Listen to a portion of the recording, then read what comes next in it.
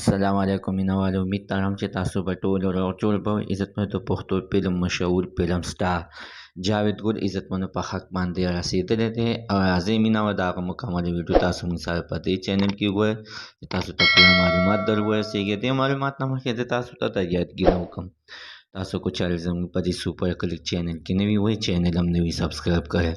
مهرباني وکړئ تاسو زموږ د سوپر کلیک چینل د سره سبسکرایب کړئ خوا کې او سره د ټلۍ نښان ووهئ چې ښه یوه نوې معلوماتي ویډیو تاسو ته په اسانۍ باندې در ورسېږي.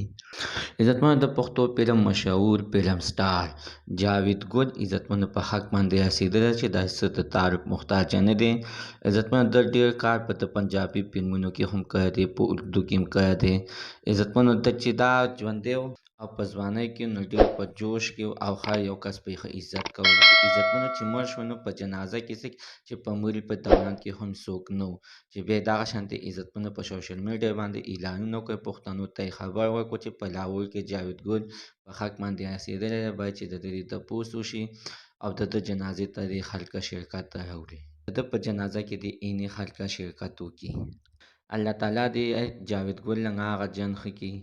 خو عزتمنو تر اوسه پورې اعلانې دې ښخ کړی د ده زوی په بار مړ کړی چې هغه راشي، هغه ته انتظار دی، د هغې نه بعد بیا به یې ښخوي.